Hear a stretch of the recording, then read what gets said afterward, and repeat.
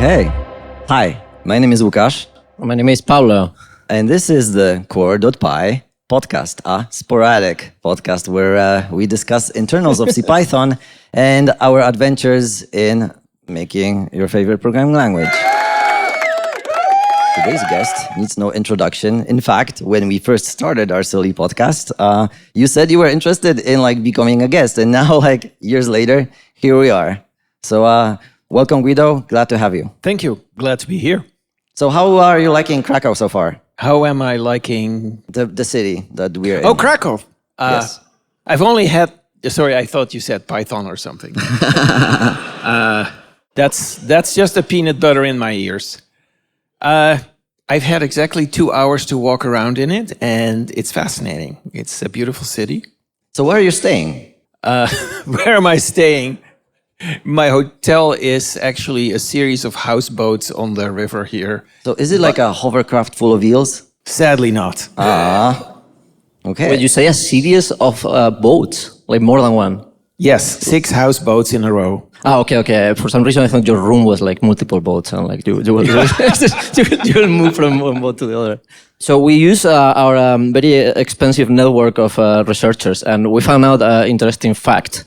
So apparently, just to the date, July 15, no? So apparently, 52 years ago, many people don't know this, but your background is maths. You study maths. And 52 years ago, you actually won a bronze medal in the Math Olympiad. Correct. Did you know that? It was today. I did not. We got all these people just to celebrate. Yes, it's the 52nd anniversary of this event. So do you have any part of math that you particularly like, that you find elegant, that you find fulfilling? What's about math that you like? Just the logical thinking, figuring out problems, anything that doesn't involve floating point numbers. Is there any part that you miss from programming that when you were doing math that you really like, and now in programming is kind of different or not there? I see uses of math in programming all the time. Did you find it useful when designing Python or when working on Python, or it was just a background for the computer science? Well, I barely studied computer science, to be honest, because that in Amsterdam it hadn't been invented yet as a study.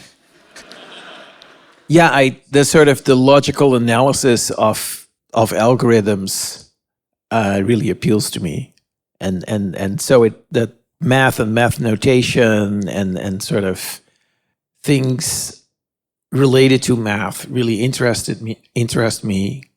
I'm not a deep mathematician. Tim Peters likes to sort of actually solve real complex math problems where he could publish papers. Maybe he does. That's not me, but I do think it's important. Well, he has a sorting algorithm after himself, but you have a programming language, I think you won. Yeah, programming language is a bit more than math. Yes. So, while you were going through the Python history, you have wear many hats, but we have a question. What do you think about these hats that we have here? We have a goose, and then we have this octopus thing, it's a nice octopus hat. I think Gukesh has What is happening? Just what is happening, Gukesh? I like the octopus hat. Do you like the octopus? Well, but what do you think about those hats, actually? It's we always wear many hats, so we have a VLC hat. Traffic cone hat. Yes, we have, you'll like this one, I think. We have a banana hat. Banana hat. Yeah. Yes, fits your t-shirt. I brought a hat of my own. No, But you need to wear one of these. But do you have a baby shark hat? I don't think you have a baby shark hat. You need to choose one. And also Ducky's hat. Aww. Okay, so... any more hats? Anyone? No. Those are all the hats. So hats in the audience? From all the options, which one appeals to you the most? You cannot choose your own one. That's boring. It's a boring hat, but it's very practical. I'll choose the octopus. The octopus hat. All right. I will choose the baby shark hat then. All right, so I'm going to choose the traffic cone then. Let's go.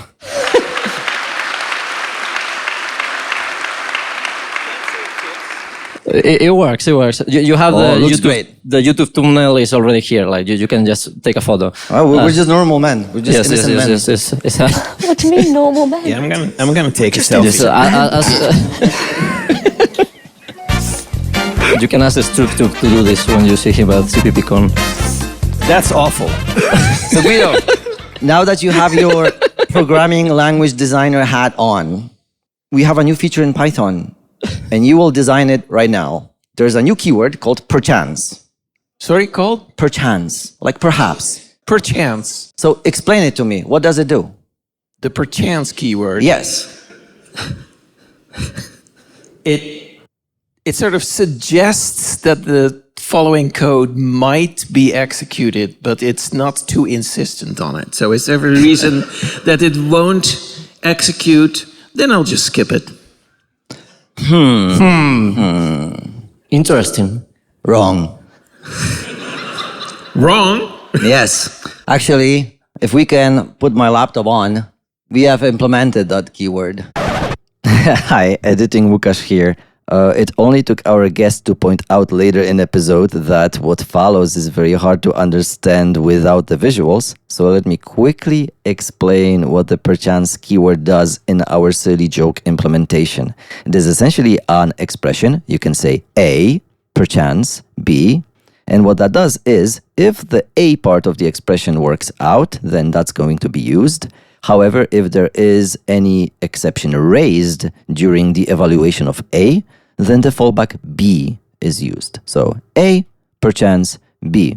You can use this, for example, to resolve an integer out of an environment variable, like port equals int of some environment variable, perchance 8080. What that would mean is, if that environment variable has a string that does not resolve to an integer, the fallback value 8080 is going to be assigned to the port variable instead. And we had some additional things that we implemented, like limiting the exception just to a particular one. So you could say first equals seek of 0, perchance none, from index error, which would mean that only in the case where like indexing that sequence does not work out, then we would use none, and only in the index error we would do that. Any other exception, we would still raise it. There's also a statement form that is essentially a context lib suppress in the keyword form. It is essentially a joke that went very far. Back to the episode. We have implemented that keyword, so we will give you a demo. We can ask the organizers to show us the laptop screen. Look at this. This is Python. And if you are doing x equals int of, say, 5, it will give you 5, right? But what if I give you str? That will not work. But maybe you want to say perchance 0, then x is 0. But obviously this is not really that practical. Because it catches all exceptions. That's not great. So maybe you want to only catch index error. And if we do that, well, that wasn't an index error, so you still get the exception. Elegant. But you know what is the best thing about Python? Significant indentation. So let's do that. Perchance. Value error, right? It's syntax highlighted and all. Like, we really put an effort into this bullshit. Well, we love PyRepo, right? So yes, perchance value error, and let's say int of str. And it didn't raise an error because perchance maybe it's gonna work. So, what do you think? Should we have this? No. Well, No, the first form has been proposed, not I think with this keyword, but people have been wanting something like that, where they just say, if it's, give me a result, and if there's an error, give me a default result instead of raising the error. And it feels too magical, because errors should never pass silently. so we were not sure this is gonna happen. We thought you would be more like receptive to it. So what we did was we made a PR about this.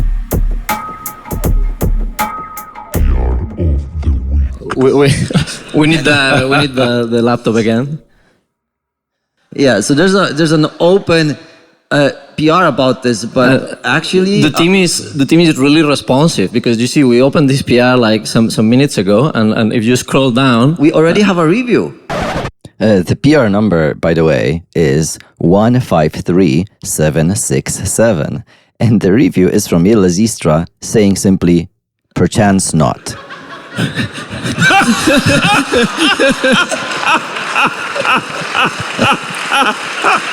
Oh, excellent. What are you going to do with that on the podcast? Because the podcast listeners probably don't see your screen.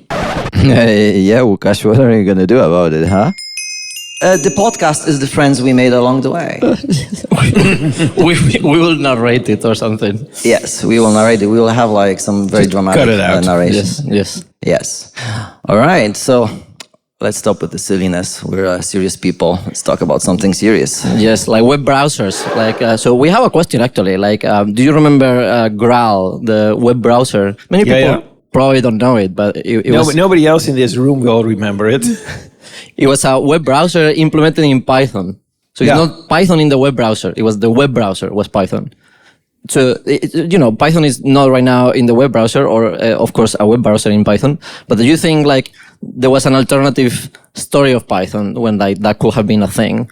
Either the web browser itself on Python, or like Python on the web browser? It was just an experiment. It was fun to try and figure out how much of what was then current HTML could be rendered using tkinter widgets. Some things definitely didn't work, and I think it was before CSS. It was before CSS. Yes. Well, easier than, no? Like. Yeah, but there were other ways of sort of changing certain colors or changing exactly the look of tables, and it was all very finicky, and HTML wasn't even that well specified, I think. So what was your experience like doing that? Like, did you find Python a good fitting for that problem, or like were you just filling out? I don't think it would have performed well enough. Maybe with the JIT nowadays, or free threading was needed for the browser. Will solve every problem. But it wasn't meant as sort of, I don't think it was meant as a serious alternative to, I think, Netscape, which was the state of the art then, or maybe even Mosaic before that. It was probably Mosaic, actually. I was just having fun, and I was thinking, okay, well, Python has all the tools necessary to talk HTTP, so the protocol was pretty simple. That probably is the origin of the current lame HTTP module in the standard library. And I saw a fairly reasonable mapping between most parts of HTML and what you could do with tkinter, which I knew much better than I do now. And I just had fun. And then somehow management got wind of it and thought that it was a real product. And they put some branding in it, and they had a designer design a logo for Grail, and it was like at that time all browsers had to have an animated logo that was constantly animating while you were browsing the internet, eating up real estate on your screen. And we could implement that too, and it ran in real time well enough. Oh, you had to implement the logo rendering. Sorry? You had to implement the logo rendering, like on the browser? No, I think we just had 20 images or so, and we quickly rotated through them in a second. Advanced. Very advanced. Yeah. Those are different times, right? But like, it was consuming 20% CPU just for the logo. Yeah. Yeah, so you're 70 in 2026. I'm 41. Oh, baby. You'll literally be my dad. Well, I will not say mine. There's a lot of contributors who are like your peers. Then there's like another group that is around our age. Then there's a third group that is the next generation. 6, 7 people. Yes, exactly. And we're still on Python 3, right? We don't get it. Like, yes, we don't get it. And they like cooking. There's Yes. terminology that we don't understand. Kenjin had to explain to us what cooking means. He was like, do you really know what cooking is? Well, like he explained it to Savannah, but like, I'm just twisting reality. Cooking? Yes. Do you know what it means now? No. It's like how would you describe it, Gukesh?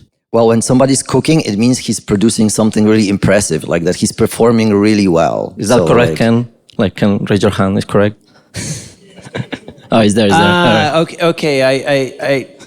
I know the expression. Now we're cooking with gas. Almost. Close. In any case, now that I'm like 40, I'm seeing myself into the future. Like, what would 70-year-old me want to tell me right now? What should I know? So what would 70-year-old Guido want to tell 40-year-old Guido? I don't think I would interfere in the past because everything would certainly turn out for the worse. So you're pretty happy how everything turned out for you? Yeah. All right, cool. Yeah, despite all the mistakes that we made on the way, that I made and that we made as the core dev team and as a community, you live with your mistakes and then you fix them or you work around them, or it's no longer clear that they were mistakes after all. So we were talking before about like how difficult it is to kind of like predict how little changes that you do now will affect like everything in the future, and like how many things in hindsight is very easy to see like, oh, that was an obvious mistake. So in that framing, like, what do you think is kind of the smallest change that you did that has the craziest mistake after, like that, not necessarily you regret, but you know, like that it was a big impact that make things difficult or like harder. Well, I guess the walrus operator was a small change with big impact. Yes. But not on the language design or anything, but on my personal happiness. Also important. Yeah. Well, that's why I entered the business, because it turned out that there was nothing that made me as happy as coding. Right. 49 years ago. So let's flip the question then. Okay, if there's nothing you want to tell your 40-year-old, then are there any things that you enjoy doing right now that your 40-year-old would say this is a waste of time? Sure. 40-year-old Guido didn't believe in Boolean as a separate type. So you didn't believe in it? In fact, he didn't believe in static type checking at all. I surprised myself by suddenly being taken by Yuka's ideas and sort of fighting to make that part of the language. And that has changed Python, and it has changed how Python is used. And in the end, I think it's for the better. How did it click for you? Like, if you were not into type checkers and like type, like what is the thing that happened that like changed your mind in that conversation? The realization that while for the small-ish programs that I originally imagined Python to be used for, it feels unnecessary to type your variables, because you sort of you know what they are, or you can tell from the name what they are. And if it's called I, it certainly must be an integer, and if it's called S or F, then it's probably a string or a file. Once you have a thing that's 10,000 lines of code distributed over many dozens of files, you start forgetting, what was this thing again? And you start making mistakes and introducing bugs that don't come out until a very particular combination of input triggers some uncommon path through the code. And so I saw the limitations of no variable declarations in the language, and we followed a path that is somewhat similar to what TypeScript did for JavaScript, but of course in a different way, because we had this thing in our head that we wanted the typing to work without at least the first generation of it. We wanted the static type checkers to be able to see type annotations without changing the core language. Actually, the first version that he proposed to you was with the angle brackets, no? Well, yeah, Yuka's proposal was a preprocessor, which is more like the way TypeScript works, actually. But I convinced him that if he required a preprocessor, which was like unheard of in the Python community, unlike in the JavaScript world where everything is run by preprocessors and transmogrifiers and compilers and minifiers and whatnot. In Python, people sort of just send the code that they see, that they type, into the interpreter and it must work.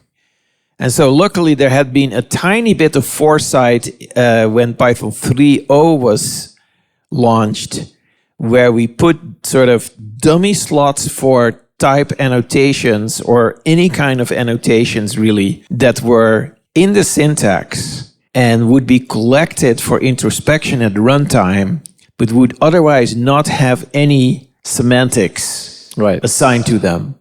And that was our way to sort of start by allowing annotation of just function parameters and return types. And that was what we built the first version of static typing on. Because that way, we didn't need a preprocessor. The static type checker could just be a separate program that had a parser and obviously a type checker algorithm built into it. But it didn't have to worry about also spitting out a modified version that could then be run by the Python interpreter. Right. And that model has worked out well for us, I think. So over the years, you're capable of changing your mind, even in like important matters. And we are too capable of admitting when we're wrong. So there must have been a moment where Pablo Galindo Salgado was right and you, Guido van Rossum, was wrong. So if you could tell him that you, Guido van Rossum, was wrong and he was right, and explain to him how that was, but do it in Dutch so he's not too full on himself. Because we never heard you actually speak Dutch. Like a lot of people talk to you, but we never do it in Dutch. We don't speak Dutch, so we'd like to hear you in Dutch. Ja, maar ik heb geen idee wat dat geval dan zou zijn. Waar hadden we het ooit een oneenigheid over waar jij gelijk had en ik niet? Ik zou het niet weten. Wow.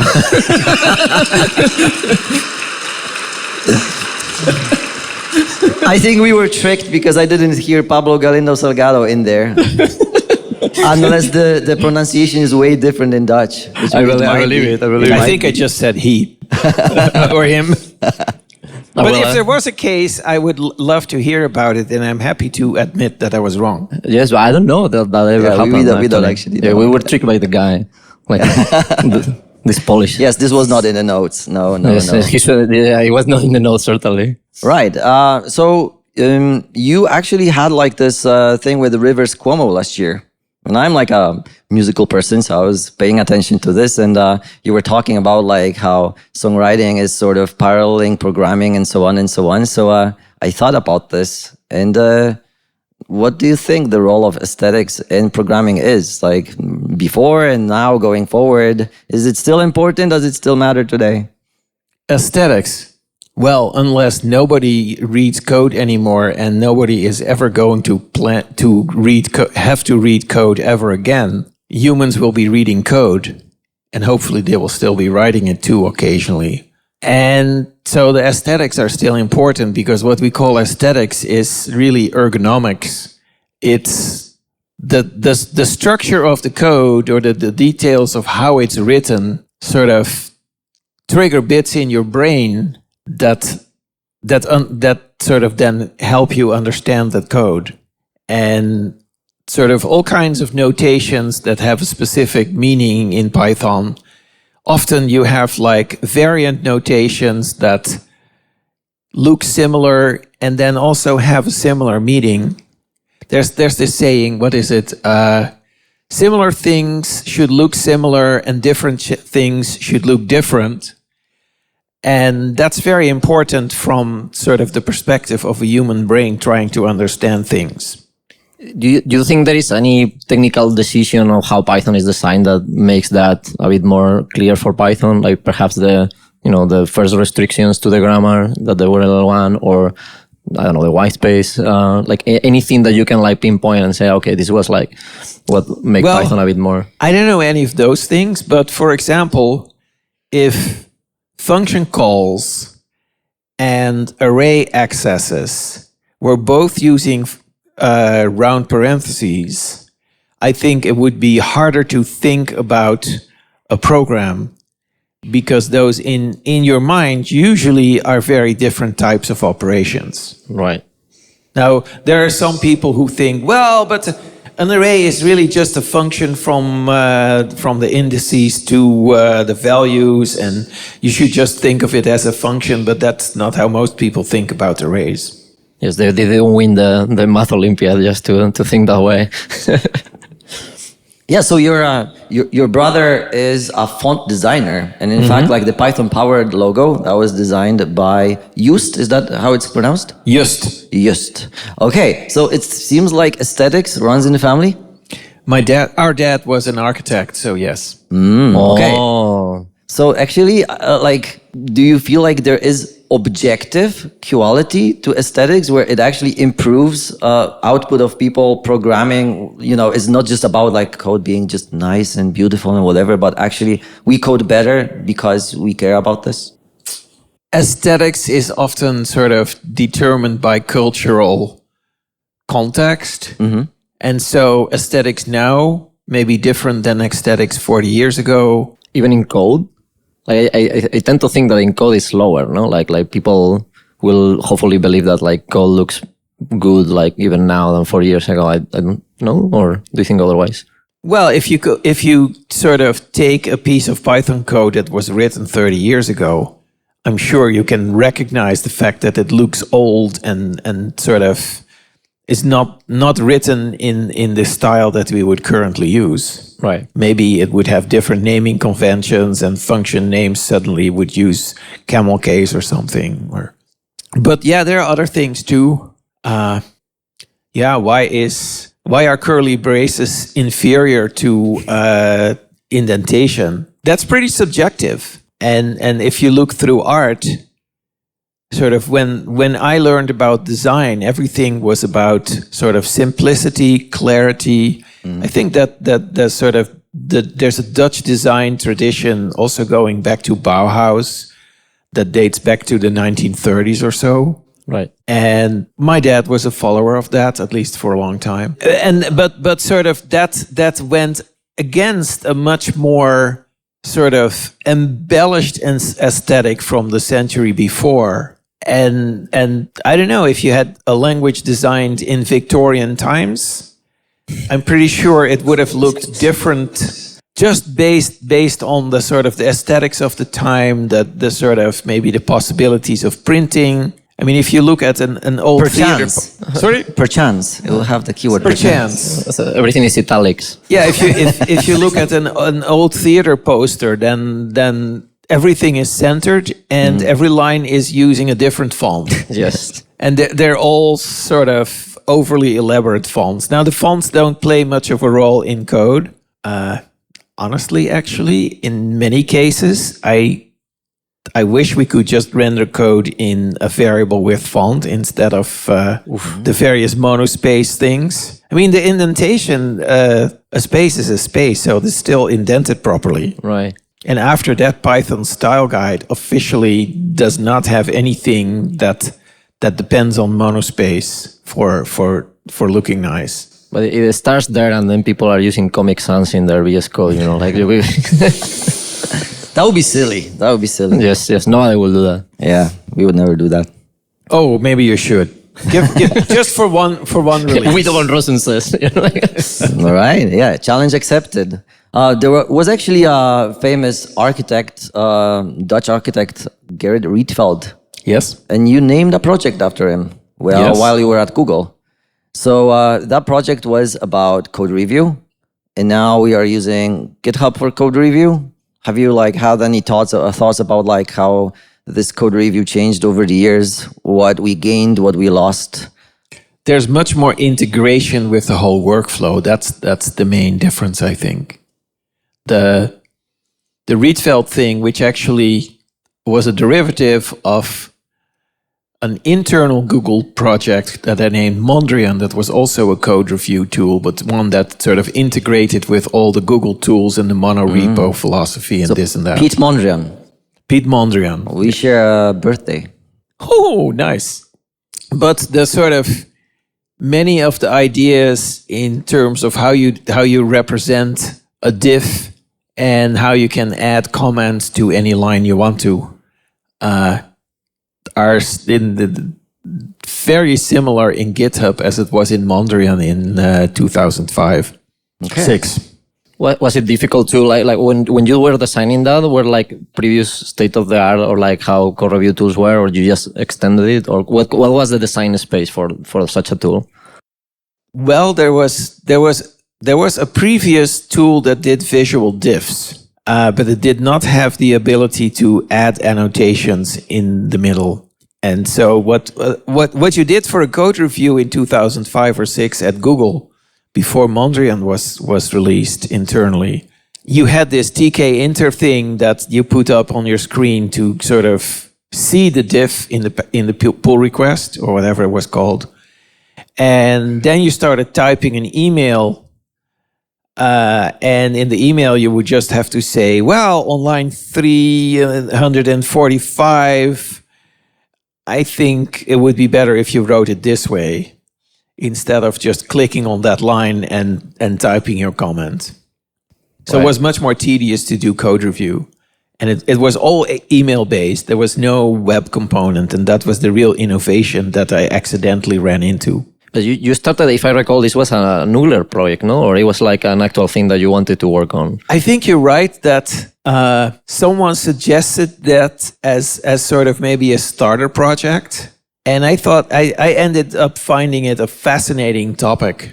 And I worked for nearly 2 years to sort of turn it into a company-wide successful tool. And it changed the way that Google reviewed code. And then there is like 2 versions or 3 versions now, because it was the original one that you did in Python, no? And then like the next one I think is Java, perhaps. And then Garrett now I don't know. is in It was as soon as I quit Google, I think it was all rewritten by a team in India. I don't know what they used. Right. And then the open source version is like Garrett, yeah.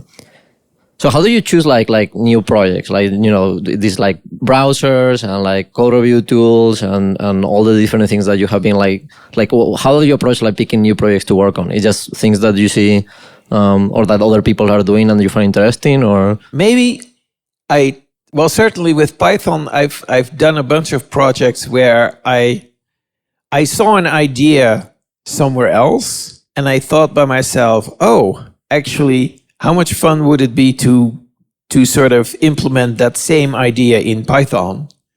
On the one hand, to show that you can sort of write a nice, clean implementation of something, and on the other hand, to see that actually it's performant enough to use. Do you, when you do this thing, do you approach it as like you're designing it for them people to use, or is mostly like an experiment just for you to learn and see if like are you thinking about like people will use this code when you're like working on it, or it's just more for you at the beginning? Over time, more and more, I'm thinking of stuff I write as people use it. Yeah, I did. And most of the stuff that I coded long before Python was also for people to use. And that was sometimes less successful than other times. I remember releasing a variety of small open source projects that just made no ripples at all. Right. And then Python was suddenly bam. But yeah, I like for the stuff that I write to be used. So, but I also sometimes just like to sort of explore an idea or a design space, and then I'm just coding for myself. But yeah, one of the things I implemented in my spare time long before Python was a complete text editor. Oh, nice. And it was like, it was not extensible like Emacs, but otherwise it looked a lot like the Emacs that James Gosling had released. But it was simpler. Do you still use it? Nah. Just Emacs, no? I don't use Emacs either. Oh, really? Oh, I thought you were an Emacs person. I was until I joined Microsoft, and then I discovered VS Code. No, hear me out. Okay. I think that VS Code is actually an Emacs for the new century, because VS Code has in many ways all the same things that Emacs has in the sense of it's extensible. Every operation is defined by a function.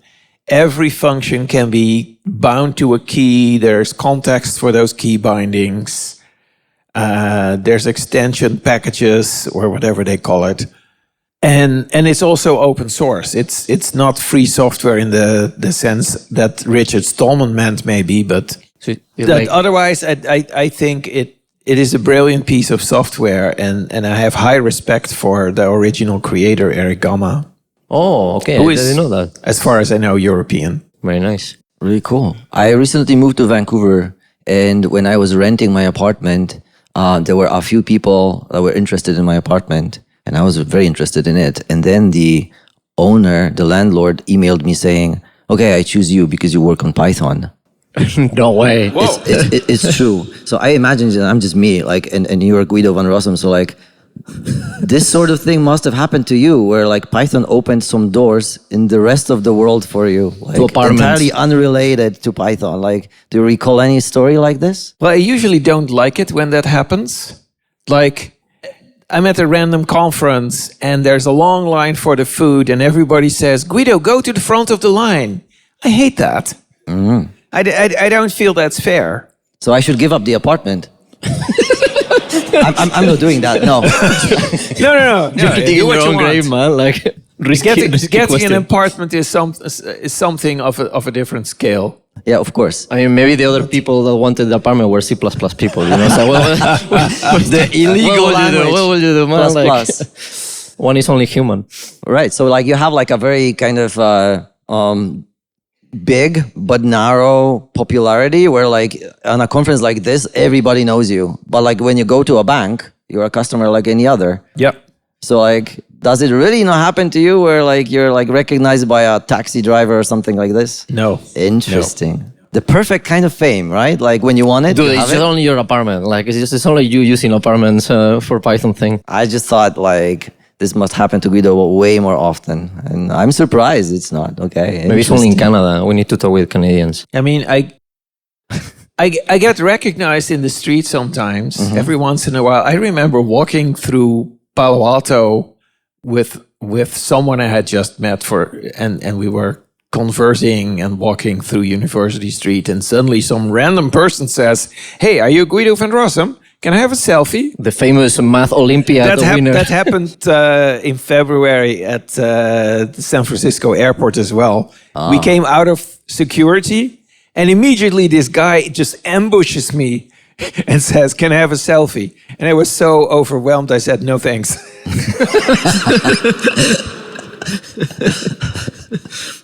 Risky proposition.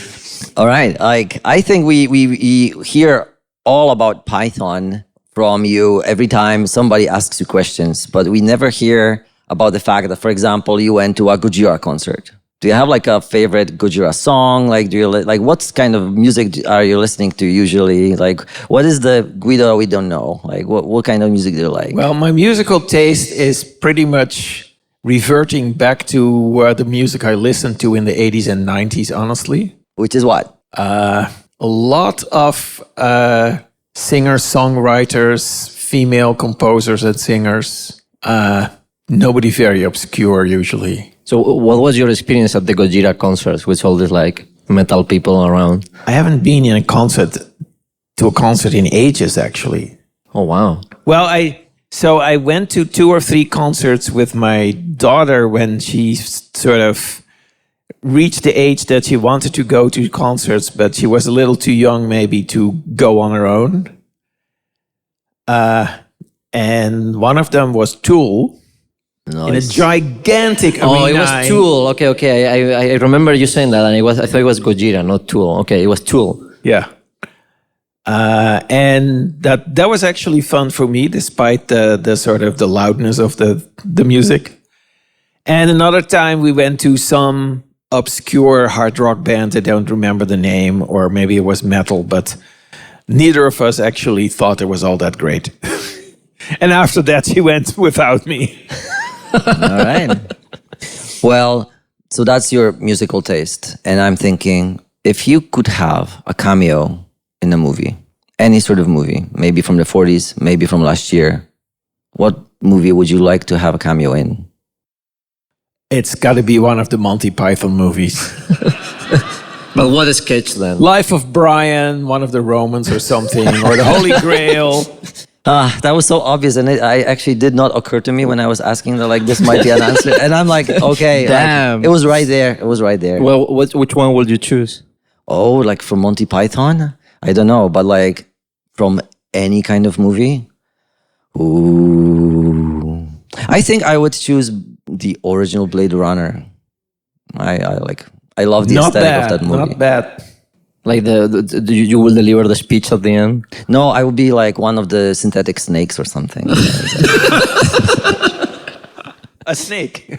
Very good. I think we're out of time, unfortunately. Aw, 20 seconds left. Okay. So, any question that anybody like interviewing you is not asking, and you're like, why are they not asking me this? Like, how have we failed? What should have we asked?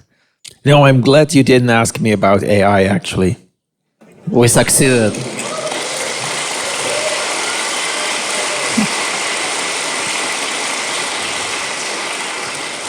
And on that positive note, Thanks for listening. yeah, thank you for being here with us, Guido. Thank you for interviewing me and surprising me with... The hats. Your new fashion statement. You can keep it. No, no thanks.